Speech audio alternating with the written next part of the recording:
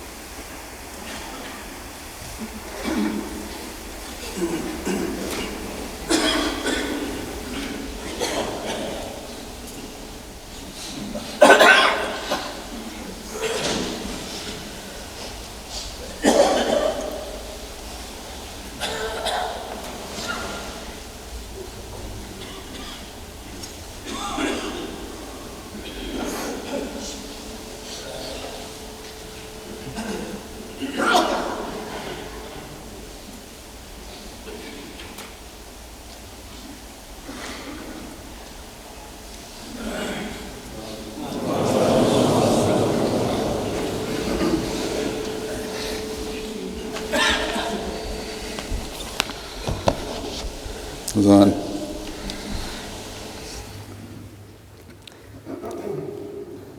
الله أكبر الله أكبر الله أكبر الله أكبر. أشهد أن لا إله إلا الله. أشهد أن لا إله إلا الله. أشهد أن محمدًا رسول الله. أشهد أن محمدًا رسول الله. حي على الصلاة.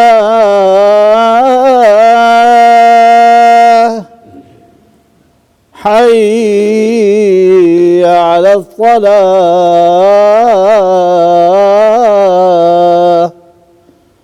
حي على الفلاح.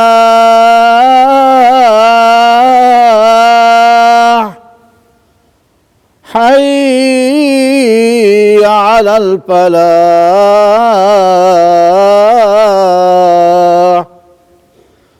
الله أكبر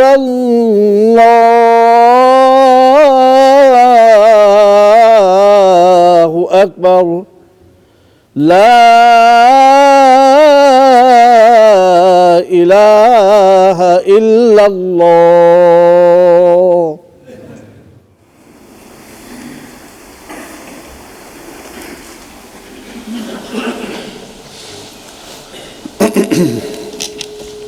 السلام عليكم ورحمة الله.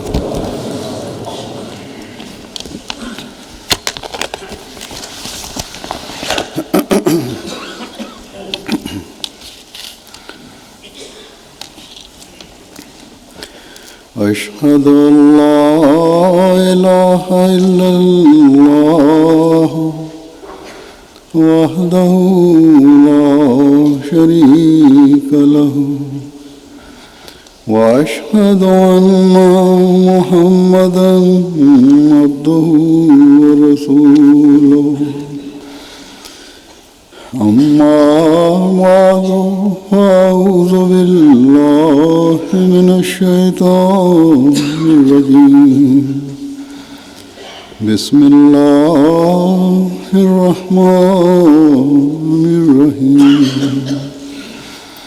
الحمد لله رب العالمين. الرحمن الرحيم. مالك يوم الدين.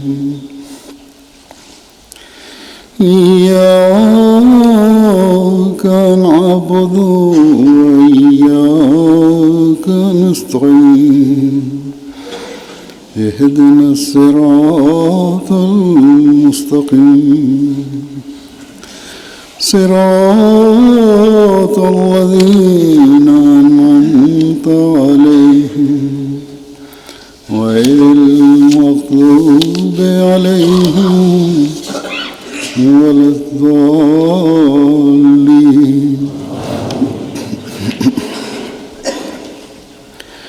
إن الله وملائكته يصلون على النبي يا أيها الذين آمنوا صلوا عليه وسلموا تسليما. إن الذين يؤذون الله ورسوله لعنهم الله في الدنيا والآخرة وأعد لهم عذابا مهينا.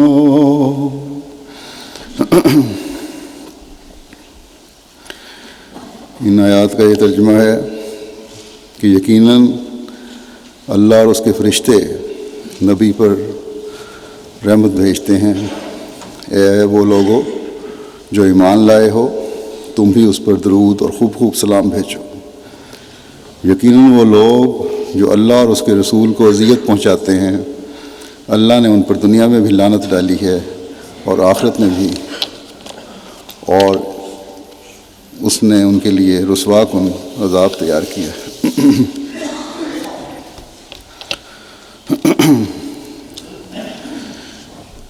آج کل مسلم دنیا میں، اسلامی ممالک میں بھی اور دنیا کے مختلف ممالک میں رہنے والے مسلمانوں میں بھی اسلام دشمن عناصر کے انتہائی گھٹیا، گھناؤنے اور ظالمانہ فعل پر شدید غم و غصے کی لہر دوڑی ہوئی ہے. اس غم و غصے کے اظہار میں مسلمان یقیناً حق بجانب ہیں. مسلمان تو چاہے وہ اس بات کا صحیح ادراک رکھتا ہے یا نہیں کہ حضرت صلی اللہ علیہ وسلم کا حقیقی مقام کیا ہے، آپ صلی اللہ علیہ وسلم کی عزت و ناموس کے لیے مرنے کٹنے پر تیار ہو جاتا ہے. دشمنان اسلام نے جو آپ صلی اللہ علیہ وسلم کے متعلق بےہودہ اور لغو فلم بنائی ہے، جس ظالمانہ طور پر اہانت کا اظہار اس فلم میں آپ صلی اللہ علیہ وسلم کے متعلق کیا گیا ہے، ہر مسلمان کا غم اور غصہ ایک قدرتی بات ہے. وہ محسن انسانیت، رحمت للعالمین اور اللہ تعالیٰ کا محبوب، جس نے اپنی راتوں کو بھی مخلوق کے غم میں جگایا، جس نے اپنی جان کو مخلوق کو تباہ ہونے سے بچانے کے لیے اس درد کا اظہار کیا اور اس طرح غم میں اپنے آپ کو مبتلا کیا کہ عرش کے خدا نے آپ کو مخاطب کر کے فرمایا کہ کیا تم ان لوگوں کے لیے کہ کیوں یہ اپنے پیدا کرنے والے رب کو نہیں پہچانتے ہلاکت میں ڈال لے گا. اس عظیم محسن انسانیت کے بارے میں ایسی اہانت سے بھری ہوئی فلم پر یقیناً ایک مسلمان کا دل خون ہونا چاہیے تھا اور ہوا.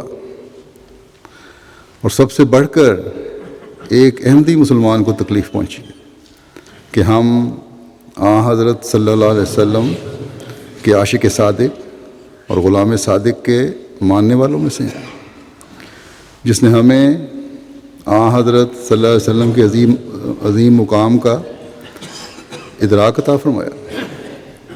بس ہمارے دل اس فعل پر چلنی ہے.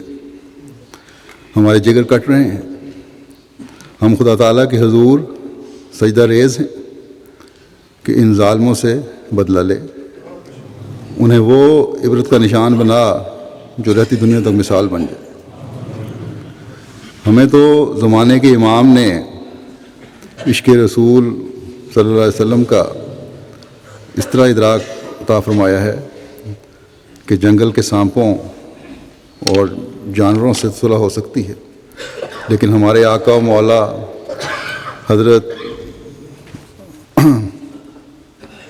محمد رسول اللہ صلی اللہ علیہ وسلم، حضرت خاتم الانبیاء کی توہین کرنے والے اور اس پر ضد کرتے چلے جانے والے سے ہم صلح نہیں کر سکتے۔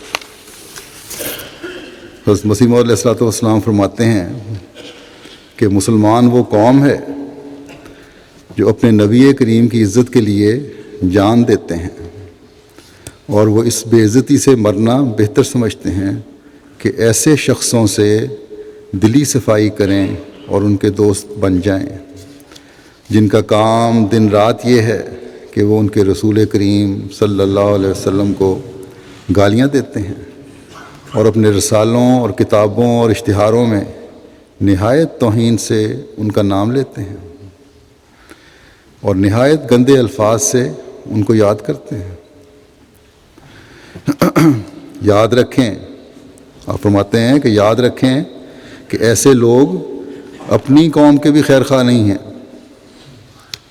کیونکہ وہ ان کی راہ میں کانٹے بوتے ہیں، اور میں سچ سچ کہتا ہوں کہ اگر ہم جنگل کے سانپوں اور بیابانوں کے درندوں سے صلح کر لیں تو یہ ممکن ہے، مگر ہم ایسے لوگوں سے صلح نہیں کر سکتے جو خدا کے پاک نبیوں کی شان میں بدگوئی سے باز نہیں آتے۔ وہ سمجھتے ہیں کہ گالی اور بدزبانی میں فتح ہے، مگر ہر ایک فتح آسمان سے آتی ہے۔ فرمایا کہ پاک زبان لوگ اپنی پاک کلام کی برکت سے انجام کار دلوں کو فتح کر لیتے ہیں، مگر گندی طبیعت کے لوگ اس سے زیادہ کوئی ہنر نہیں رکھتے کہ ملک میں مفسدانہ رنگ میں تفرقہ اور پھوٹ پیدا کرتے ہیں۔ فرمایا کہ تجربہ بھی شہادت دیتا ہے کہ ایسے بدزبان لوگوں کا انجام اچھا نہیں ہوتا۔ خدا کی غیرت اس کے ان پیاروں کے لیے آخر کام دکھلا دیتی ہے۔ اس زمانے میں اخباروں اور اشتہاروں کے ساتھ میڈیا کے دوسرے ذرائع کو بھی استعمال کیا جا رہا ہے اس بےہودہ چیز میں۔ بس یہ لوگ جو اپنی ضد کی وجہ سے خدا تعالیٰ سے مقابلہ کر رہے ہیں، انشاءاللہ تعالیٰ اس کی پکڑ میں آئیں گے۔ یہ ضد پر قائم ہیں اور ڈھٹائی سے اپنے ظالمانہ فعل کا اظہار کرتے چلے جا رہے ہیں۔ 2006 میں جب ڈنمارک کے خبیث طبع لوگوں نے حضرت صلی اللہ علیہ وسلم کے بارے میں بےہودہ تصویریں بنائی تھیں، تو اس وقت ہی میں نے جہاں جماعت کو صحیح رد عمل دکھانے کی طرف توجہ دلائی تھی، یہ بھی کہا تھا کہ یہ ظالم لوگ پہلے بھی پیدا ہوتے رہے ہیں اور اس پر بس نہیں ہوگی، اس احتجاج وغیرہ سے کوئی فرق نہیں پڑے گا جو مسلمانوں کی طرف سے ہو رہا ہے، بلکہ آئندہ بھی یہ لوگ ایسی حرکات کرتے رہیں گے، اور ہم دیکھ رہے ہیں کہ اس سے بڑھ کر یہ بےہودگی اور ظلم پر اتر آئیں، اور اس وقت سے آہستہ آہستہ اس طرف یہ بڑھتا ہی جا رہا ہے ان کا یہ طریق۔ بس یہ ان کی اسلام کے مقابل پر ہزیمت اور شکست ہے جو ان کو آزادی خیال کے نام پر بےہودگی پر آمادہ کر رہی ہے۔ جیسا کہ حضرت مسیح موعود علیہ السلام نے فرمایا ہے کہ یاد رکھیں کہ یہ لوگ اپنی قوم کے بھی خیر خواہ نہیں ہیں۔ یہ بات ایک دن ان قوموں کے لوگوں پر بھی کھل جائے گی، ان پر واضح ہو جائے گا کہ جو کچھ یہ کر رہے ہیں آج بےہودہ گوئیاں، وہ ان کی قوم کے لیے نقصان دہ ہے، کہ یہ لوگ خود غرض اور ظالم ہیں۔ جن کو صرف اپنی خواہشات کی تکمیل کے علاوہ کسی بات سے سروکار نہیں ہے۔ اس وقت تو آزادی اظہار کے نام پر سیاستدان بھی اور دوسرا طبقہ بھی کھل کر بعض جگہ اور اکثر دبے الفاظ میں ان کے حق میں بھی بول رہا ہے اور بعض دفعہ مسلمانوں کے حق میں بھی بول رہا ہے۔ لیکن یاد رکھیں کہ اب دنیا ایک ایسا گلوبل ولیج بن چکی ہے کہ یہ باتیں ان ملکوں کے امن و سکون کو بھی برباد کر دیں گی اگر کھل کے برائی کو برائی نہ کہا گیا۔ اور خدا کی لاٹھی جو چلنی ہے وہ علیحدہ ہے۔ امام الزمان کی یہ بات یاد رکھیں کہ ہر فتح آسمان سے آتی ہے، اور آسمان نے یہ فیصلہ کر چھوڑا ہے کہ جس رسول کی تم حتق کرنے کی کوشش کر رہے ہو اس نے دنیا پر غالب آنا ہے، اور غالب جیسا کہ حضرت مسیح موعود علیہ الصلوۃ والسلام نے فرمایا دلوں کو فتح کر کے آنا ہے، کیونکہ پاک کلام کی تاثیر ہوتی ہے۔ پاک کلام کو ضرورت نہیں ہے کہ شدت پسندی کا استعمال کیا جائے یا بےہودہ گوئی کا بےہودہ گوئی سے جواب دیا جائے۔ اور یہ بد کلامی اور بد نوائی جو ان لوگوں نے شروع کی ہوئی ہے یہ انشاءاللہ تعالی جلد ختم ہو جائے گی، اور پھر اس زندگی کے بعد ایسے لوگوں کو خدا تعالیٰ بھی نپٹے گا۔ یہ آیات جو میں نے تلاوت کی ہیں ان میں بھی اللہ تعالیٰ نے مومنوں کو ان کی ذمہ داری کی طرف توجہ دلائی ہے کہ تمہارا کام اس رسول پر درود و سلام بھیجنا ہے۔ ان لوگوں کی بےہودہ گوئیوں اور ظلموں اور استہزاء سے اس عظیم نبی کی عزت و ناموس پر کوئی فرق نہیں پڑتا، ناموس کو کوئی فرق نہیں پڑتا۔ یہ تو ایسا عظیم نبی ہے جس پر اللہ تعالیٰ اور اس کے فرشتے بھی درود بھیجتے ہیں۔ مومنوں کا کام ہے کہ اپنی زبانوں کو اس نبی پر درود سے تر رکھیں، اور جب دشمن جو ہے وہ بےہودہ گوئی میں بڑھے تو پہلے سے بڑھ کر درود و سلام بھیجیں۔ اللہم صلی علی محمد وعلی آل محمد کما صلیت علی ابراہیم وعلی آل ابراہیم انک حمید مجید۔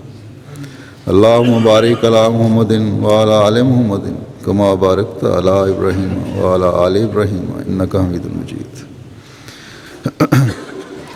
یہی درود ہے اور یہی نبی ہے جس کا دنیا میں غلبہ مقدر ہو چکا ہے۔ بس جہاں ایک احمدی مسلمان اس بےہودہ گوئی پر کراہت اور غم و غصہ کا اظہار کرتا ہے، ان لوگوں کو بھی اور اپنے اپنے ملکوں کے ارباب حل وقت کو بھی اس بےہودہ گوئی سے باز رہنے اور روکنے کی طرف توجہ ایک احمدی دلاتا ہے اور دلانی چاہیے۔ دنیاوی لحاظ سے ایک احمدی اپنی سی کوشش کرتا ہے کہ اس سازش کے خلاف دنیا کو اصل حقیقت سے آشنا کرے، اصل حقیقت بتائے۔ حضرت صلی اللہ علیہ وسلم کی سیرت کے خوبصورت پہلو دکھائے، آپ کی خوبصورت اسوہ حسنہ کا اظہار اپنے ہر عمل سے کر کے اسلام کی تعلیم اور آپ کے اسوہ حسنہ کی عملی تصویر دنیا کو بن کر دکھائے۔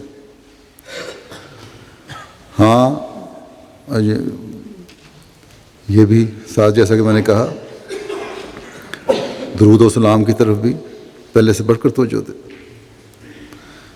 مرد، عورت، جوان، بوڑھا، بچہ اپنے ماحول کو، اپنی فضاؤں کو درود و سلام سے بھر دے۔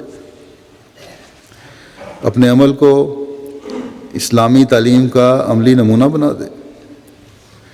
بس یہ خوبصورت رد عمل ہے جو ہم نے دکھانا ہے۔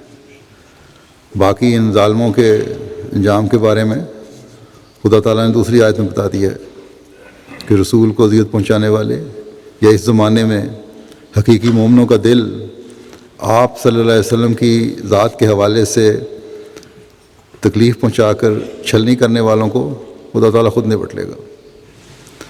اس دنیا میں ان لوگوں پر اللہ تعالیٰ کی لعنت ہے، اور اس لعنت کی وجہ سے وہ اور زیادہ گندگی میں ڈوبتے چلے جائیں گے، اور مرنے کے بعد ایسے لوگوں کے لیے خدا تعالیٰ نے رسوا کن عذاب مقدر کیا ہوا ہے۔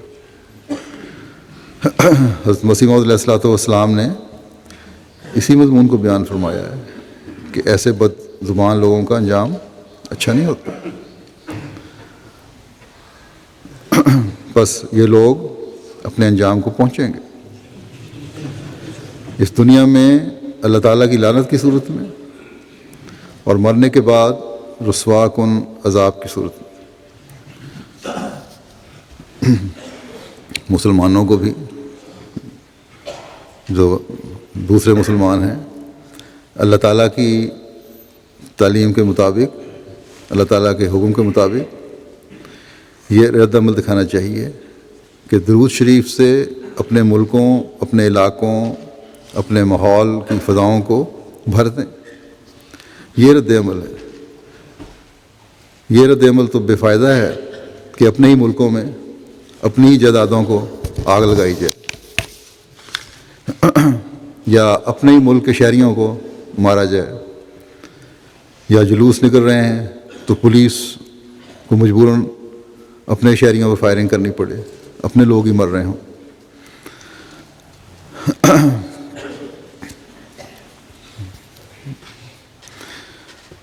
اخبارات اور میڈیا کے ذریعے سے جو خبریں باہر آتی ہیں ان سے پتہ چلتا ہے کہ اکثر شریف الطبع مغربی لوگوں نے بھی اس حرکت پر ناپسندیدگی کا اظہار کیا ہے اور کراہت کا اظہار کیا ہے۔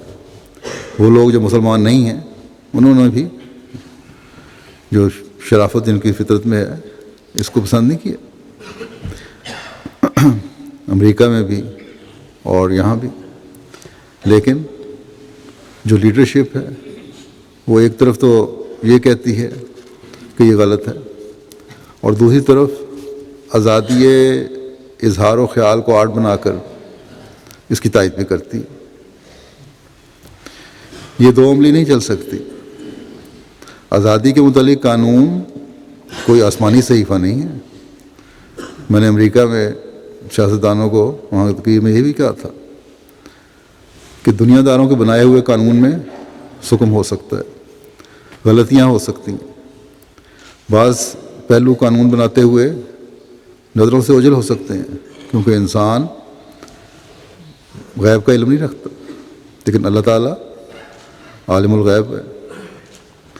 وہ اس کے بنائے ہوئے قانون جو ہیں ان میں کوئی سکون نہیں ہوتا۔ بس اپنے قانون کو ایسا مکمل نہ سمجھیں کہ اس میں کوئی رد و بدل نہیں ہو سکتا، اس میں کوئی تبدیلی نہیں ہو سکتی۔ آزادی اظہار کا قانون تو ہے، لیکن نہ کسی ملک کے قانون میں، نہ UN کے چارٹر میں یہ قانون نہیں کہ کسی شخص کو یہ آزادی نہیں ہوگی کہ دوسرے کے مذہبی جذبات کو مجروح کرو۔ دوسرے مذہب کے بزرگوں کا استحضاء کرنے کی اجازت نہیں ہوگی۔ یہ کہیں نہیں لکھا کہ اس سے دنیا کا امن برباد ہوتا، اس سے نفرتوں کے لاوے ابلتے ہیں، اس سے قوموں اور مذہبوں کے درمیان خلیج وسیع ہوتی چلی جاتی ہے۔ بس اگر قانون نے آزادی بنایا ہے تو ایک شخص کی آزادی کا قانون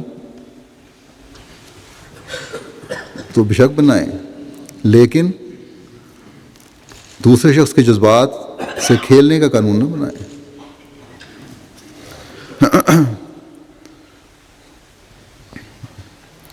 UNO بھی اس لیے ناکام ہو رہی ہے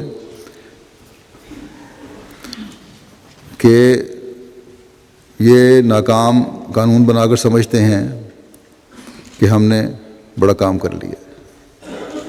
دیکھیں اللہ تعالیٰ کا قانون، خدا تعالیٰ فرماتا ہے کہ دوسروں کے بتوں کو بھی برا نہ کہو، کہ اس سے معاشرے کا امن برباد ہوتا ہے۔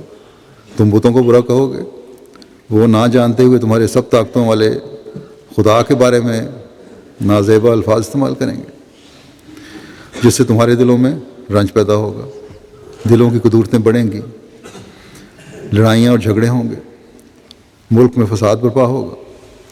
بس یہ خوبصورت تعلیم ہے جو اسلام کا خدا دیتا ہے، اس دنیا کا خدا دیتا ہے، اس کائنات کا خدا دیتا ہے۔ وہ خدا یہ تعلیم دیتا ہے جس نے کامل تعلیم کے ساتھ اپنے حبیب حضرت محمد مصطفیٰ صلی اللہ علیہ وسلم کو دنیا کی اصلاح کے لیے اور پیار و محبت قائم کرنے کے لیے بھیجا،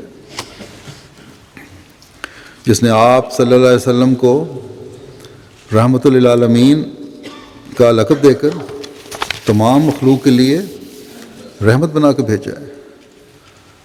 بس دنیا کے پڑھے لکھے لوگ اور ارباب حکومت اور سیاستدان سوچیں کہ کیا ان چند بیہودہ لوگوں کو سختی سے نہ دبا کر آپ لوگ بھی اس مفسدہ کا حصہ تو نہیں بن رہے۔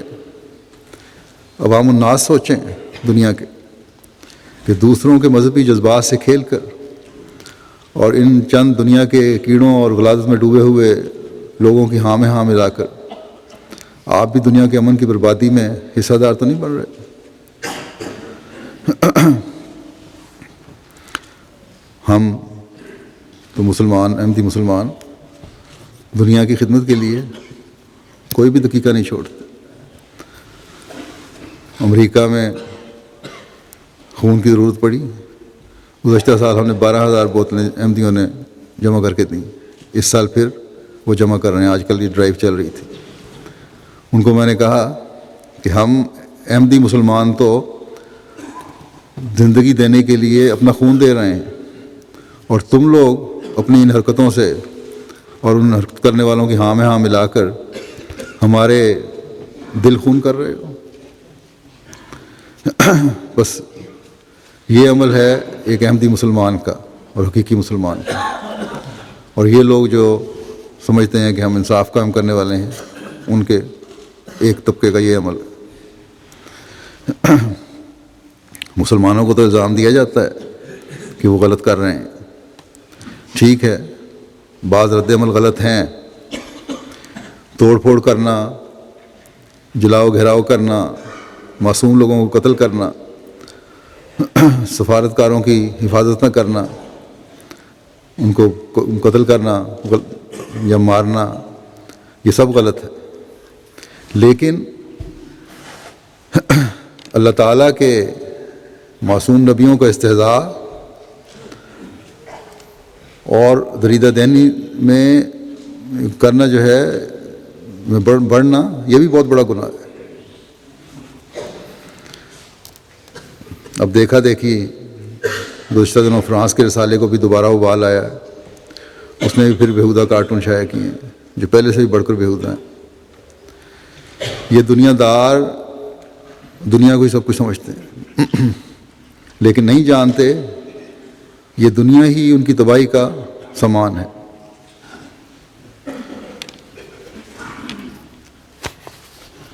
میں یہ بھی یہاں کہنا چاہوں گا کہ دنیا کے ایک بہت بڑے خطے پر مسلمان حکومتیں قائم ہیں، مسلمانوں کے زیر نگین ہیں بہت علاقہ دنیا کا۔ بہت سے مسلمان ممالک کو خدا تعالیٰ نے قدرتی وسائل بھی عطا فرمائے ہیں۔ مسلمان ممالک UNO کا حصہ بھی ہیں۔ قرآن کریم جو مکمل ضابطہ حیات ہے، اس کے ماننے والے اور اس کو پڑھنے والے بھی ہیں۔ کیوں ہر سطح پر اس خوبصورت تعلیم کو دنیا پر ظاہر کرنے کی مسلمانوں حکومتوں نے کوشش نہیں کی؟ کیوں نہیں یہ کرتے؟ کیوں دنیا کے سامنے قرآن کریم کی تعلیم کے مطابق یہ پیش نہیں کرتے کہ مذہبی جذبات سے کھیلنا اور انبیاء اللہ کی بے حرمتی کرنا یا اس کی کوشش کرنا یہ بھی جرم ہے اور بہت بڑا جرم و گناہ ہے، اور دنیا کے امن کے لیے بھی ضروری ہے کہ اس کو بھی UN کے امن چارٹر کا حصہ بنایا جائے کہ کوئی ممبر ملک اپنے کسی شہری کو اجازت نہیں دے گا کہ دوسروں کے مذہبی جذبات سے کھیلا جائے۔ آزادی خیال کے نام پر دنیا کا امن برباد کرنے کی اجازت نہیں دی جائے گی، لیکن افسوس کہ اتنے عرصے سے یہ سب کچھ ہو رہا ہے۔ کبھی مسلمان ملکوں کی مشترکہ ٹھوس کوشش نہیں ہوئی کہ حضرت صلی اللہ علیہ وسلم اور تمام انبیاء ہر نبی کی عزت و ناموس کے لیے دنیا کو آگاہ کریں اور بین الاقوامی سطح پر اس کو تسلیم کروائیں۔ گو UN کے باقی فیصلوں کی طرح اس پر بھی عمل نہیں ہوگا، پہلے کون سا امن چارٹر پر عمل ہو رہا ہے، لیکن کم از کم ایک چیز ریکارڈ میں تو آ جائے گی۔ OIC ہے، آرگنائزیشن آف اسلامک کنٹریز، یہ تو قائم ہے۔ کبھی کوئی ٹھوس کوشش ان کے ذریعے سے نہیں ہوئی جہاں مسلمانوں کا وقار قائم ہو دنیا میں۔ مسلمان ملکوں کے سیاستدان اپنی خواہشات کی تکمیل کے لیے ہر کوشش میں لگے ہوں گے، اگر نہیں خیال تو دین کی عظمت کا خیال نہیں۔ اگر ہمارے لیڈروں کی طرف سے ٹھوس کوششیں ہوتی تو عوام الناس کا یہ غلط رد عمل بھی ظاہر نہ ہوتا جو آج مثلا پاکستان میں ہو رہا ہے یا دوسرے ملکوں میں ہوا ہے۔ ان کو پتہ ہوتا کہ ہمارے لیڈر اس کام کے لیے مقرر ہیں اور اس کا حق ادا کرنے کی کوشش کریں گے۔ حضرت صلی اللہ علیہ وسلم کی عزت و ناموس قائم کرنے کے لیے اور تمام انبیاء کی عزت و ناموس قائم کرنے کے لیے دنیا کے فورم پر اس طرح اٹھیں گے کہ دنیا کو تسلیم کرنا پڑے گا کہ جو یہ کہہ رہے ہیں سچ اور حق ہے۔ پھر مغربی ممالک میں اور دنیا کے ہر خطے میں مسلمانوں کی بہت بڑی تعداد ہے جو رہ رہی ہے۔ دنیا میں مسلمان دوسری بڑی طاقت ہیں مذہب کے لحاظ سے، تعداد کے لحاظ سے۔ اگر خدا تعالیٰ کے حکموں پر چلنے والے ہوں تو ہر لحاظ سے یہ سب سے بڑی طاقت بن سکتے ہیں، اور اس صورت میں کبھی اسلام دشمن طاقتوں کو ضرورت ہی نہیں ہوگی کہ ایسی دل آزار حرکتیں کر سکیں یا اس کا خیال بھی لائیں۔ بہرحال علاوہ مسلمان ممالک کے دنیا کے ہر ملک میں مسلمانوں کی ایک بڑی تعداد ہے۔ یورپ میں ملینز کی تعداد میں تو صرف ترک ہی آباد ہے، بلکہ ملینز کی تعداد میں یورپ کے ہر ملک میں آباد ہیں، صرف یورپ میں نہیں، پورے یورپ میں نہیں بلکہ یورپ کے ہر ملک میں ملینز کی تعداد میں آباد ہے۔ اسی طرح دوسری مسلمان قومیں ہیں یہاں آباد، ایشیا سے مسلمان یہاں آئے ہوئے ہیں، UK میں بھی آباد ہیں، امریکہ میں بھی آباد ہیں، کینیڈا میں آباد ہیں، یورپ کے ہر خطے میں آباد ہیں۔ اگر یہ سب فیصلہ کر لیں کہ اپنے ووٹ ان سیاستدانوں کو دینے ہیں جو مذہبی رواداری کا اظہار کریں، اور نہ صرف زبانی اظہار ہو بلکہ اس کی عملی اظہار بھی ہو رہا ہو، اور ایسے بہودہ گوؤں کی یا بہودہ لغویات بکنے والوں یا فلمیں بنانے والوں کی مذمت کریں گے، تو ان دنیاوی حکومتوں میں ہی ایک طبقہ کھل کر اس بےہودگی کے خلاف اظہار خیال کرنے والا مل جائے گا۔ بس مسلمان اگر اپنی اہمیت کو سمجھیں تو دنیا میں ایک انقلاب پیدا ہو سکتا ہے۔ ملکوں کے اندر مذہبی جذبات کے احترام کے قانون بنوا سکتے ہیں، لیکن بدقسمتی ہے کہ اس طرف توجہ نہیں ہے. جو جماعت توجہ دلاتی ہے یعنی جماعت احمدیہ اس کی مخالفت میں کمر بستہ ہیں اور دشمنوں کے ہاتھ مضبوط کر رہے ہیں. اللہ تعالیٰ مسلمان لیڈروں کو، سیاستدانوں کو اور علماء کو عقل دے کہ اپنی طاقت کو مضبوط کریں، اپنی اہمیت کو پہچانیں، اپنی تعلیم کی طرف توجہ دیں. یہ لوگ جو آن حضرت صلی اللہ علیہ وسلم پر بیہودہ اعتراض کرتے ہیں، الزامات لگاتے ہیں، اور جنہوں نے یہ فلم بنائی ہے یا اس میں کام کیا ہے، ان کی اخلاقی معیار کا اندازہ تو میڈیا میں جو ان کے بارے میں معلومات ہیں ان سے ہی ہو سکتا ہے. سب سے زیادہ کردار کہا جاتا ہے کہ قبطی عیسائی کا ہے جو امریکہ میں رہتا ہے، نکولا سیبل یا اس طرح کا نام ہے کوئی اس کا، یا سام سیبل یا سبیل کہلاتا ہے. بہرحال اس کے بارے میں لکھا ہے کہ اس کی کرمنل بیک گراؤنڈ ہے، مجرم ہے. یہ فراڈ کی وجہ سے 2010 میں جیل میں بھی رہ چکا ہے. دوسرا آدمی جس نے فلم کی فلم ڈائریکٹر تھا، جس کا ڈائریکٹ کی ہے، یہ پورنوگرافی موویز کا ڈائریکٹر ہے، اور جو ایکٹریس میں شامل ہیں وہ سب پورنوگرافک موویز کے ایکٹر ہیں. تو یہ ان کے اخلاق کے معیار ہیں، اور پورنوگرافی کی جو حدود ہیں وہ تو آدمی سوچ بھی نہیں سکتا کس گند میں ڈوبے ہوئے ہیں لوگ. اور اعتراض کرنے چلے ہیں اس ہستی پر جس کے اعلیٰ اخلاق اور پاکیزگی کی خدا تعالیٰ نے گواہی دی. بس یہ غلاظت کر کے انہوں نے یقیناً خدا تعالیٰ کے عذاب کو دعوت دی اور دیتے چلے جا رہے ہیں. اسی طرح اس فلم کے سپانسر کرنے والے بھی خدا تعالیٰ کے عذاب سے نہیں بچ سکتے. ان میں وہ ایک عیسائی بھی پادری بھی شامل ہے جو اپنی سستی شہرت کے لیے مختلف وقتوں میں قرآن جلانے وغیرہ کی بھی امریکہ میں کرتا رہا ہے کوشش. اللہ ممزقہم کل ممزقن وسائقم تسیقا. میڈیا نے بعض نے مذمت کرنے کی کوشش بھی کی ہے، اور ساتھ ہی مسلمانوں کے رد عمل کی بھی مذمت کی ہے. ٹھیک ہے، غلط رد عمل کی مذمت ہونی چاہیے، لیکن یہ بھی دیکھیں کہ پہل کرنے والا کون ہے. بہرحال جیسا کہ میں نے کہا، مسلمانوں کی بدقسمتی ہے کہ یہ سب کچھ مسلمانوں کی اکائی اور لیڈرشپ نہ ہونے کی وجہ سے ہو رہا ہے. دین سے تو باوجود عشق رسول کے دعوے کے دور ہٹے ہوئے ہیں یہ لوگ. دعویٰ تو بے شک ہے لیکن دین کا علم کوئی نہیں. دنیاوی لحاظ سے بھی کمزور ہوتے چلے جا رہے ہیں. کسی مسلمان ملک نے کسی ملک کو بھی پرزور احتجاج نہیں کیا. اگر کیا ہے تو اتنا کمزور کہ میڈیا نے اس کی کوئی اہمیت نہیں دی. اور اگر مسلمانوں کے احتجاج پر کوئی خبر لگائی بھی ہے تو یہ کہ 1.8 بلین مسلمان بچوں کی طرح رد عمل دکھا رہے ہیں. جب کوئی سنبھالنے والا نہ ہو تو پھر تو ادھر ادھر پھرنے والے ہی ہوتے ہیں، پھر رد عمل بچوں جیسے ہی ہوتے ہیں. تو اس لحاظ سے ایک طنز بھی کر دیا لیکن حقیقت بھی واضح کر دی. اب بھی خدا کرے کہ مسلمانوں کو شرم آ جائے.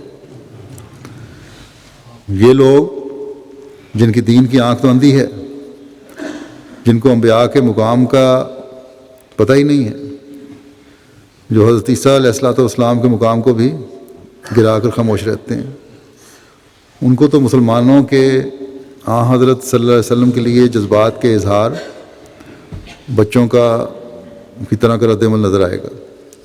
لیکن بہرحال جیسا کہ میں نے کہا کہ 2006 میں بھی میں نے توجہ دلائی تھی، اس طرف توجہ کریں اور ایک ایسا ٹھوس لائحہ عمل بنائیں کہ آئندہ ایسی بیہودگی کی کسی کو ضرورت نہ ہو. کاش کہ مسلمان ملک یہ سن لیں، اور جو اگر ان تک پہنچ سکتا ہے تو پہنچانے کی ہر احمدی کو بھی کوشش کرنی چاہیے. 4 دن کا احتجاج کر کے بیٹھ جانے سے تو یہ مسئلہ حل نہیں ہوگا.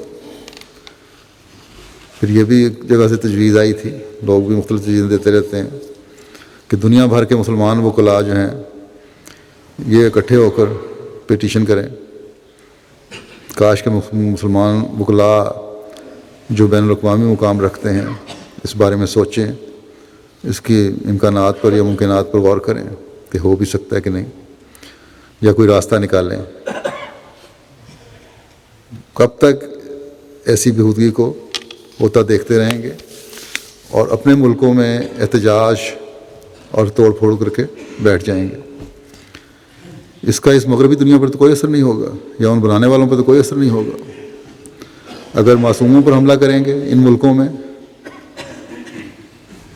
یا تھریٹ دیں گے یا مارنے کی کوشش کریں گے، ایمبیسیز پر حملے کریں گے، تو یہ تو اسلام کی تعلیم کے خلاف ہے، اسلام اس کی قطعاً اجازت نہیں دیتا۔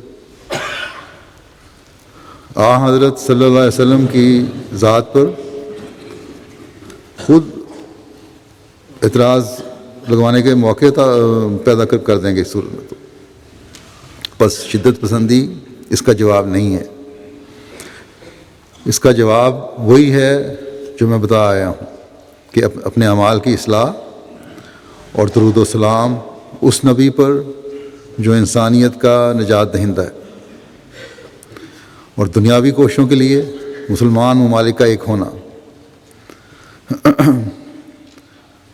مغربی ملکوں میں رہنے والے مسلمانوں کو اپنے ووٹ کی طاقت منوانا۔ بہرحال افراد جماعت جہاں جہاں بھی ہیں اس نہج پر کام کریں اور اپنے غیر دوستوں کو بھی اس طریق پر چلانے کی کوشش کریں کہ اپنی طاقت جو ہے وہ منواؤ۔ ووٹ کی طاقت یہاں ان ملکوں میں ہے۔ حضرت صلی اللہ علیہ وسلم کی سیرت کے پہلوؤں کو دنیا کے سامنے بھی خوبصورت رنگ میں پیش کریں۔ آج یہ لوگ آزادی اظہار کا شور مچاتے ہیں، شور مچاتے ہیں کہ اسلام میں تو آزادی رائے اور بولنے کا اختیار ہی نہیں ہے، اور مثالیں آج کل کے مسلمان دنیا کی دیتے ہیں کہ اگر مسلمان ممالک میں آزادی نہیں ملتی وہاں کے لوگوں کو، شہریوں کو اگر نہیں ملتی تو ان ملکوں کی بدقسمتی ہے کہ اسلامی تعلیم پر عمل نہیں کر رہے۔ اسلامی تعلیم کا تو اس سے کوئی تعلق نہیں ہے۔ ہمیں تو تاریخ میں لوگوں کے بے دھڑک حضرت صلی اللہ علیہ وسلم سے مخاطب ہونے، بلکہ ادب و احترام کو پامال کرنے، اور اس کے باوجود حضرت صلی اللہ علیہ وسلم کے صبر اور حوصلے اور برداشت کے ایسے ایسے واقعات ملتے ہیں کہ دنیا میں اس کی کوئی مثال نہیں مل سکتی۔ میں چند مثالیں پیش کرتا ہوں۔ وہ اس کو حضرت صلی اللہ علیہ وسلم کی جود و سخا کے واقعات میں بیان کیا جاتا ہے، لیکن یہی واقعات جو ہیں ان میں بے باکی کا بھی اظہار ہوتا ہے، حد کا اظہار، اور پھر آپ کا حوصلہ۔ حضرت جبیر بن مطعم نے یہ روایت ہے اس کی، وہ کہتے ہیں مجھے بتایا کہ ایک بار وہ رسول اللہ صلی اللہ علیہ وسلم کے ساتھ تھے اور آپ کے ساتھ اور لوگ بھی تھے۔ آپ حنین سے آ رہے تھے، بدوی لوگ آپ سے لپٹ گئے، آپ سے مانگتے تھے، یہاں تک کہ انہوں نے آپ کو ببول کے ایک درخت کی طرف ہٹنے کے لیے مجبور کر دیا، جس کے کانٹوں میں آپ کی چادر اٹک گئی۔ رسول اللہ صلی اللہ علیہ وسلم ٹھہر گئے اور آپ نے فرمایا میری چادر مجھے دے دو، اگر میرے پاس ان جنگلی درختوں کی تعداد کے برابر اونٹ ہوتے تو میں انہیں تم میں بانٹ دیتا، اور پھر مجھے تم بخیل نہ پاتے اور نہ جھوٹا اور نہ بزدل۔ پھر ایک روایت ہے حضرت انس رضی اللہ عنہ کی، بیان کرتے ہیں کہ میں نبی کریم صلی اللہ علیہ وسلم کی معیت میں تھا، اور آپ نے ایک موٹے کنارے والی چادر زیب تن کی ہوئی تھی۔ ایک بدو نے اس چادر کو اتنے زور سے کھینچا کہ اس کے کناروں کے نشان آپ کی گردن پر پڑ گئے۔ پھر اس نے کہا اے محمد صلی اللہ علیہ وسلم، اللہ کے اس مال میں سے جو اس نے آپ کو عنایت فرمایا ہے میرے ان دو اونٹوں پر لاد دیں، کیونکہ آپ مجھے نہ تو اپنے مال میں سے اور نہ ہی اپنے والد کے مال میں سے دیں گے۔ پہلے تو نبی کریم صلی اللہ علیہ وسلم خاموش رہے، پھر فرمایا المال مال اللہ وانا عبدہ، کہ مال تو اللہ ہی کا ہے اور میں اس کا بندہ ہوں۔ پھر آپ نے فرمایا مجھے جو تکلیف پہنچائی ہے اس کا بدلہ تم سے لیا جائے گا۔ اس بدو نے کہا نہیں، آپ صلی اللہ علیہ وسلم نے پوچھا تم سے بدلہ کیوں نہ لیا جائے گا؟ اس بدو نے کہا اس لیے کہ آپ برائی کا بدلہ برائی سے نہیں لیتے۔ اس پر نبی کریم صلی اللہ علیہ وسلم ہنس پڑے۔ پھر آپ صلی اللہ علیہ وسلم نے ارشاد فرمایا کہ اس کے ایک اونٹ پر جاؤ اور دوسرے پر کھجوریں لاد دی جائیں۔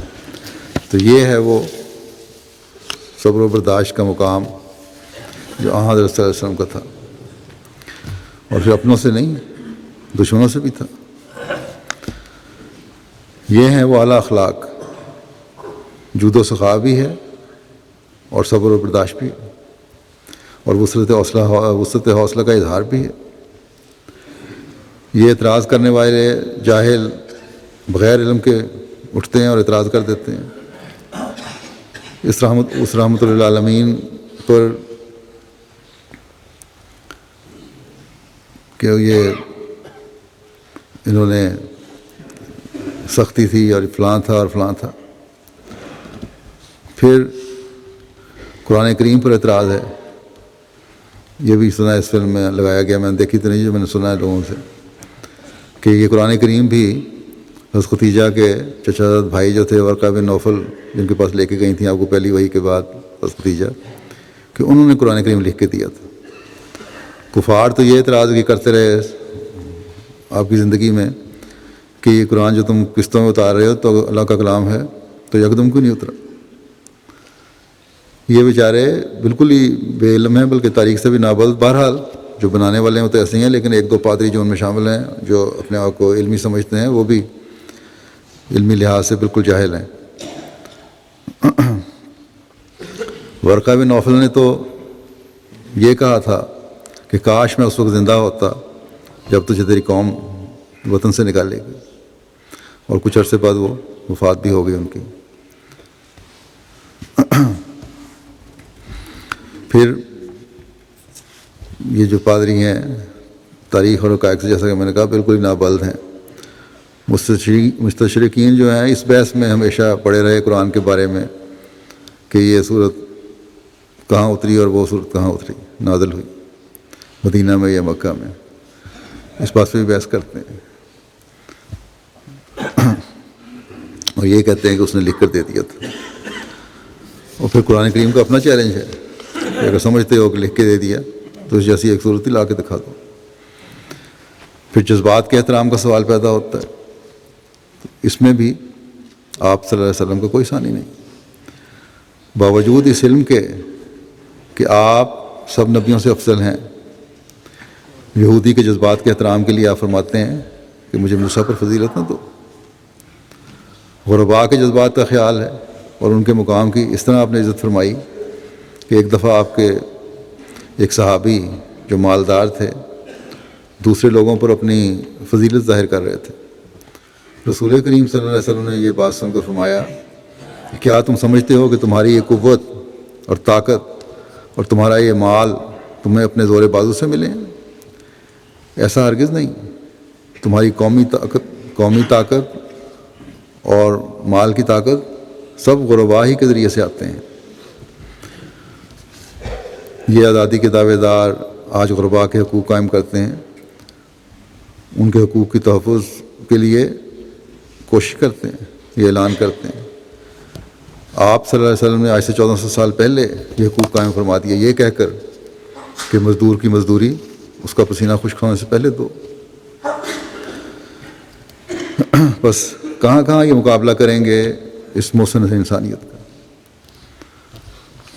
بے شمار واقعات ہیں، اور ہر پہلو آپ لے لیں خلق کا، اس کے اعلیٰ نمونے حضرت صلی اللہ علیہ وسلم کی ذات میں نظر آئیں گے۔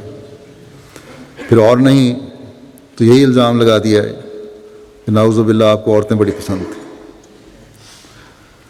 شادیوں پر اعتراض کیا تو اس کا رد تو پھر اللہ تعالیٰ نے بھی پتہ تھا کہ یہ ایسے واقعات ہونے ہیں، ایسی سوال اٹھنے ہیں، تو ایسے حالات پیدا کر دیتا تھا کہ ان باتوں کا بھی رد آ گیا سامنے۔ اسماء بنت نعمان بن ابی جون کے بارے میں آتا ہے کہ عرب کی خوبصورت عورتوں میں سے تھیں، اور جب وہ آئی ہیں مدینہ تو عورتوں نے جب وہاں جا کے دیکھا تو سب نے تعریف کی کہ ایسی خوبصورت عورت ہم نے نہیں زندگی میں کبھی دیکھی۔ اس کی باپ کی خواہش پر آپ نے اس سے 500 درہم حق مہر پر نکاح کر لیا۔ جب آپ اس کے پاس گئے تو اس نے کہا کہ میں آپ سے اللہ کی پناہ مانگتی ہوں۔ آپ صلی اللہ علیہ وسلم نے یہ سن کر فرمایا کہ تم نے ایک بہت عظیم پناہ گاہ کی پناہ طلب کی ہے، اور باہر آ گئے۔ اور ابو سعید کو فرمایا، اپنے ایک صحابی کو، کہ اس کو اس کے گھر والوں کے پاس چھوڑو۔ اور پھر یہ بھی تاریخ میں ہے کہ اس شادی پر اس کے گھر والے بڑے خوش تھے کہ ہماری بیٹی حضرت صلی اللہ علیہ وسلم کی عقد میں آئی، لیکن واپس آنے پر سخت ناراض ہوئے اور بہت برا بھلا کہا اس سے۔ تو یہ وہ عظیم ہستی ہے جس پر گھناؤنے الزام عورت کے حوالے سے لگائے جاتے ہیں، جس کی بیویاں کرنا بھی اس لیے تھا کہ خدا تعالیٰ کا حکم تھا۔ حضرت مسیح علیہ السلام نے تو لکھا ہے اگر بیویاں نہ ہوتیں اولاد نہ ہوتی، اور جو اولاد کی وجہ سے ابتلا آئے اور جن کا جس طرح اظہار کیا اور پھر جس طرح بیویوں سے اس نے سلوک ہے، خلق ہے، یہ کس طرح قائم، اس کے نمونے کس طرح قائم ہو کے ہمیں پتہ چلتے ہیں۔ ہر عمل آپ کا خدا تعالیٰ کی رضا کے لیے ہوتا تھا۔ حضرت عائشہ رضی اللہ عنہا کے بارے میں الزام ہے کہ وہ بہت لاڈلی تھیں، اور پھر عمر کے حساب سے بھی بڑی غلط باتیں کی جاتی ہیں۔ تو عائشہ رضی اللہ عنہا کو بھی راتوں کو آپ یہ فرماتے ہیں بعض راتوں میں کہ میں ساری رات اپنے خدا کی عبادت کرنا چاہتا ہوں جو سب سے زیادہ مجھے پیارا ہے، بس جن کے دماغوں میں غلاظتیں بھری ہوئی ہوں انہوں نے یہ الزام لگانے ہیں، اور لگاتے رہے ہیں، آئندہ بھی شاید کرتے رہے ایسی حرکتیں، جیسا کہ پہلے بھی ذکر کر چکا ہوں۔ اللہ تعالیٰ نے فیصلہ کر لیا ہے کہ ایسے لوگوں سے اللہ تعالیٰ جہنم کو بھرتا رہے گا۔ بس ان لوگوں کو اور ان کی حمایت کرنے والوں کو خدا تعالیٰ کے عذاب سے ڈرنا چاہیے، جیسا کہ حضرت مسیح علیہ السلام نے فرمایا ہے کہ اپنے پیاروں کے لیے بڑی غیرت رکھتا ہے۔ اس زمانے میں اس نے اپنے مسیح و مہدی کو بھیج کر دنیا کو اصلاح کی طرف توجہ دلائی ہے، لیکن اگر استہزاء اور ظلم سے باز نہ آئے تو اللہ تعالیٰ کی پکڑ بھی بڑی سخت ہے۔ دنیا کے ہر خطے پر آج کل قدرتی آفات آ رہی ہیں، ہر طرف تباہی ہے۔ امریکہ میں بھی طوفان آ رہے ہیں اور پہلے سے بڑھ کر آ رہے ہیں، معاشی بدحالی بڑھ رہی ہے، آبادیاں گلوبل وارمنگ کی وجہ سے پانی میں ڈوبنے کا آبادیوں کو خطرہ پیدا ہو رہا ہے، اس میں گھری ہوئی ہیں ان خطرات میں۔ بس ان سب باتوں کو، حد سے بڑے ہوئوں کو خدا تعالیٰ کی طرف توجہ پھیرنے کی ضرورت ہے۔ توجہ پھیرنے والا ہونا چاہیے، نہ کہ اس قسم کی بےہودہ گوئیوں کی طرف توجہ دیں، لیکن بدقسمتی سے اس کے الٹ ہو رہا ہے، حدود سے تجاوز کرنے کی کوشش کی جا رہی ہے۔ زمانے کا امام تنبیہ کر چکا ہے، کھل کر بتا چکا ہے کہ دنیا نے اگر اس کی آواز پر کان نہ دھرے تو ہر قدم اسے دنیا کو تباہی کی طرف لے جانے والا بنائے گا۔ حضرت مسیح علیہ السلام کا پیغام جو بار بار دہرانے والا پیغام ہے، اکثر پیش ہوتا ہے، آج پھر میں پیش کر دیتا ہوں۔ فرمایا کہ یاد رہے کہ خدا نے مجھے عام طور پر زلزلوں کی خبر دی ہے، بس یقیناً سمجھو کہ جیسا کہ پیش گوئی کے مطابق امریکہ میں زلزلے آئے، ایسا ہی یورپ میں بھی آئے، اور نیز ایشیا کے مختلف مقامات میں بھی آئیں گے، اور بعض ان میں سے قیامت کا نمونہ ہوں گے، اور اس قدر موت ہوگی کہ خون کی نہریں چلیں گی۔ اس موت سے پرند چرند بھی باہر نہیں ہوں گے، اور زمین پر اس قدر سخت تباہی آئے گی کہ اس روز سے کہ انسان پیدا ہوا ایسی تباہی کبھی نہیں آئی ہوگی، اور اکثر مقامات زیر و زبر ہو جائیں گے کہ گویا ان میں کبھی آبادی نہ تھی، اور اس کے ساتھ اور بھی آفات زمین اور آسمان میں ہولناک صورت میں پیدا ہوں گی، یہاں تک کہ ہر ایک عقل مند کی نظر میں وہ باتیں غیر معمولی ہو جائیں گی، اور خیال اور فلسفہ کی کتابوں کے کسی صفحے پہ ان کا پتہ نہیں ملے گا۔ تب انسانوں میں اضطراب پیدا ہوگا کہ یہ کیا ہونے والا ہے، اور بتیرے نجات پائیں گے اور بتیرے ہلاک ہو جائیں گے۔ وہ دن نزدیک ہیں، بلکہ میں دیکھتا ہوں کہ دروازے پر ہیں۔ کہ دنیا ایک قیامت کا نظارہ دیکھے گی، اور نہ صرف زلزلے بلکہ اور بھی ڈرانے والی آفتیں ظاہر ہوں گی، کچھ آسمان سے اور کچھ زمین سے۔ یہ اس لیے کہ نوع انسان نے اپنے خدا کی پرستش چھوڑ دی ہے، اور تمام دل اور تمام ہمت اور تمام خیالات سے دنیا پر ہی گر گئے ہیں۔ اگر میں نہ آیا ہوتا ان بلاؤں میں کچھ تاخیر ہو جاتی، پر میرے آنے کے ساتھ خدا کے غضب کے وہ مخفی ارادے جو ایک بڑی مدت سے مخفی تھے ظاہر ہو گئے، جیسا کہ خدا نے فرمایا ہے وما كنا معذبین حتی نبعث رسولا۔ اور توبہ کرنے والے امان پائیں گے، اور وہ جو بلا سے پہلے ڈرتے ہیں ان پر رحم کیا جائے گا۔ کیا تم خیال کرتے ہو کہ تم ان زلزلوں سے امن میں رہو گے، یا تم اپنی تدبیروں سے اپنے تئیں بچا سکتے ہو؟ ہرگز نہیں۔ انسانی کاموں کا اس دن خاتمہ ہوگا۔ یہ مت خیال کرو کہ امریکہ وغیرہ میں سخت زلزلے آئے اور تمہارا ملک ان سے محفوظ ہے۔ اے یورپ تو بھی امن میں نہیں، اور اے ایشیا تو بھی محفوظ نہیں، اور اے جزائر کے رہنے والوں کوئی مصنوعی خدا تمہاری مدد نہیں کرے گا۔ میں شہروں کو گرتے دیکھتا ہوں اور آبادیوں کو ویران پاتا ہوں۔ وہ واحد یگانہ ایک مدت تک خاموش رہا، اور اس کی آنکھوں کے سامنے مکروہ کام کیے گئے، اور وہ چپ رہا، مگر اب وہ ہیبت کے ساتھ اپنا چہرہ دکھلائے گا۔ جس کے کان سننے کے ہوں سنیں کہ وہ وقت دور نہیں۔ میں نے کوشش کی کہ خدا کی امان کے نیچے سب کو جمع کروں، پر ضرور تھا کہ تقدیر کے نوشتے پورے ہوتے۔ فرمایا نوح کا زمانہ تمہاری آنکھوں کے سامنے آ جائے گا، اور لوط کی زمین کا واقعہ تم بچش میں خود دیکھ لو گے، مگر خدا غضب میں دھیما ہے۔ توبہ کرو تا تم پر رحم کیا جائے۔ جو خدا کو چھوڑتا ہے وہ ایک کیڑا ہے نہ کہ آدمی، اور جو اس سے نہیں ڈرتا وہ مردہ ہے نہ کہ زندہ۔ اللہ تعالیٰ دنیا کو بھی عقل دے، مکروہ اور ظالمانہ کاموں کرنے سے بچیں، اور ہمیں بھی اللہ تعالیٰ اپنی ذمہ داریاں ادا کرنے کی توفیق عطا فرماتا ہے۔ اس وقت بھی میں نماز جمعہ کے بعد 2 جنازے غائب پڑھاؤں گا۔ 2 شہداء کے جنازے ہیں۔ پہلا شہید ہیں عزیزم نوید احمد صاحب ابن اکرم ثناء اللہ صاحب، جن کو 14 ستمبر 2012 کو کراچی میں شہید کر دیا گیا۔ انا للہ و انا الیہ راجعون۔ نوید احمد صاحب ابن ثناء اللہ صاحب خاندان میں سب سے پہلے ان کے دادا عبدالکریم صاحب نے خلیفہ مسیح ثانی کے ہاتھ پر بیعت کی تھی۔ بیعت سے پہلے آپ کا تعلق امرتسر سے تھا، مگر بیعت کے بعد آپ کا زیادہ وقت قادیان میں ہی گزرا۔ تقسیم کے بعد پاکستان میں آپ کا خاندان محمود آباد سندھ میں مقیم ہوا۔ پھر 1985 میں قادیان شفٹ ہو گئے۔ عزیزم نوید احمد کے والد کو 1984 میں اسیر راہ مولا رہنے کی بھی ثناء اللہ صاحب کو توفیق ملی۔ واقعہ شہادت اس طرح ہے کہ 14 ستمبر 2012 کو جمعہ کے دن عزیزم نوید احمد ولد ثناء اللہ صاحب جو 22 سال ان کی عمر تھی، اپنے گھر واقعہ حمیرہ ٹاؤن حلقہ گلشن جامی کے سامنے اپنے 2 غیرت جماعت پٹھان دوستوں کے ساتھ بیٹھے ہوئے تھے کہ 2 نامعلوم افراد موٹر سائیکل پر آئے، اور انہوں نے ان تینوں نوجوانوں پر کلاشنکوف اور ریپیٹر سے فائرنگ کر دی۔ کلاشنکوف سے نکلی 2 گولیاں عزیزم نوید احمد کے پیٹ میں لگیں، جبکہ دوسرے دونوں نوجوانوں کو بھی گولیاں لگیں، جس سے یہ تینوں زخمی ہو گئے۔ انہیں فوری ہسپتال لے جایا گیا، لیکن نوید احمد ہسپتال جاتے ہوئے زخموں کی تاب نہ لاتے ہوئے وفات پا گئے۔ انا للہ و انا الیہ راجعون۔ بڑے سادہ مزاج، سادہ طبیعت کے مالک تھے، نرم مزاج تھے، نرم خو تھے، ہمدرد تھے، اطاعت گزار تھے، عاجزانہ عادات کے مالک تھے۔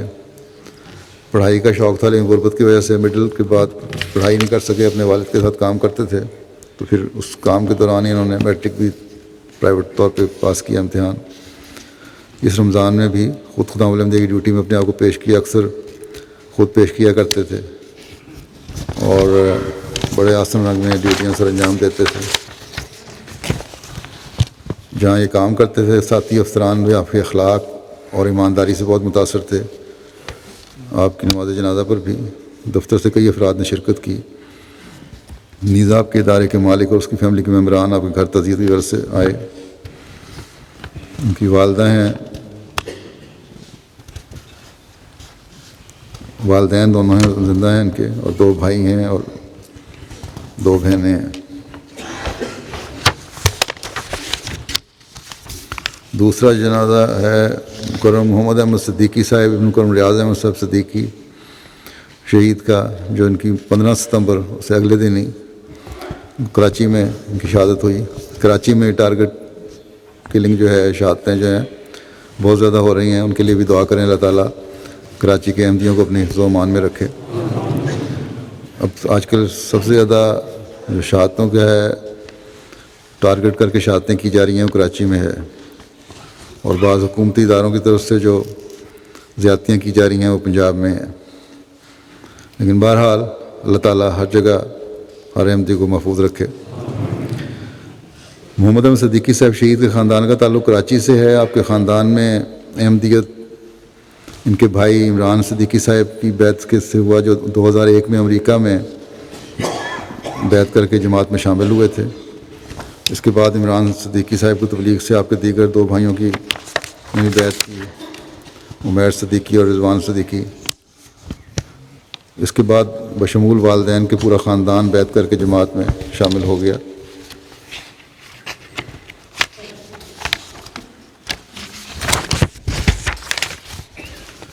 شہادت کا واقعہ اس طرح ہے کہ 15 ستمبر 2012 کو ہفتہ کی رات تقریباً 12 بجے عزیزم محمد احمد صدیقی اپنے بہنوئی مکرم ملک شمس فخری صاحب کے ساتھ اپنے ڈپارٹمنٹل سٹور السلام سپر سٹور واقع گلستان جوہر سے موٹر سائیکل پر نکلے۔ ابھی کچھ ہی آگے گئے تھے کہ ان پر شدید فائرنگ کی گئی، جس سے 2 گولیاں عزیزم محمد احمد صدیقی صاحب کو لگیں، جن میں سے ایک ان کے دل پر جبکہ دوسری گولی ان کے کولے پر لگی اور آپ موقع پر ہی شہید ہو گئے۔ انا للہ و انا الیہ راجعون۔ جبکہ آپ کے بہنوئی مکرم شمس فخری صاحب کو ان کے جسم کے 5 مختلف حصوں پر 5 گولیاں لگیں، جن میں سے ایک ان کے دائیں کندھے پر، ایک پیٹ میں، اور باقی گولیاں ٹانگوں پر لگیں، اور اس وقت آپ آغا خان ہسپتال میں داخل ہیں۔ ان کی صحت یابی کے لیے دعا کریں، اللہ تعالیٰ صحت کاملہ و عاجلہ عطا فرمائے۔ شہادت کے وقت شہید مرحوم کی عمر 23 سال تھی اور صرف 1 ہفتہ قبل ان کا نکاح ہوا تھا۔ شہید مرحوم نے گزشتہ سال ہی MBA امتحان پاس کیا تھا۔ بہت شریف النفس، معصوم، اطاعت گزار اور خوش اخلاق طبیعت کے مالک تھے۔ کہتے ہیں کہ ایک 23 سال کا نوجوان خوبصورت شکل اور صورت کا مالک تھا، بلکہ نہ صرف خوبصورت شکل و صورت کا مالک تھا بلکہ خوبصورت بھی تھا۔ ہر وقت چند دعائیں اپنے پاس لکھ کر رکھا کرتے تھے اور انہیں پڑھتے رہتے تھے۔ ان کے بھائی نے کہا کہ ہم میں سے سب سے قابل تھا۔ اپنے 7 ستمبر 2012 کو اس نے اپنے بعض دوستوں کو موبائل پر SMS کیا کہ کراچی کے حالات بہت خراب ہیں، اگر میں شہید ہو جاؤں تو میرے لیے دعا کرنا۔ شہید مرحوم کی والدہ نے اس تکلیف دہ واقعہ کے بعد بتایا کہ تعزیت کے لیے آنے والی غیر احمدی رشتہ دار خواتین نے طنزیہ انداز میں کہا کہ آپ نے انجام دیکھ لیا۔ اس پر شہید مرحوم کی والدہ نے انہیں جواباً کہا کہ ہم نے اپنے پیارے نبی صلی اللہ علیہ وسلم کے حکم پر مسیح کو ماننا ہے، ہم کسی سے نہیں ڈرتے۔ میں جماعت کی خاطر اپنے 9 کے 9 بیٹوں کو قربان کرنے کے لیے تیار ہوں۔ اللہ کے فضل سے سب شہید کے بھائی بہن سب حوصلے میں ہیں۔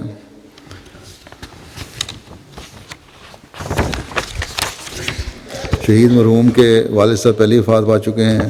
شہید مرحوم نے لواحقین میں بوڑھی والدہ محترمہ کے علاوہ 8 بھائی اور 2 بہنیں سوگوار چھوڑی ہیں۔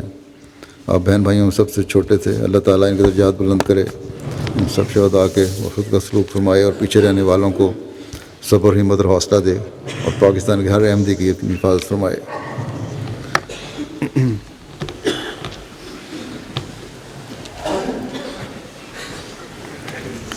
الحمد للہ نحمدہ ونستعینہ ونستغفرہ ونؤمن بہ ونتوکل علیہ ونعوذ باللہ من شرور انفسنا ومن سیئات اعمالنا من يهده الله فلا مضل له ومن يضلل فلا هادي له ونشهد أن لا إله إلا الله ونشهد أن محمدا عبده ورسوله عباد الله رحمكم الله إن الله يأمر بالعدل والإحسان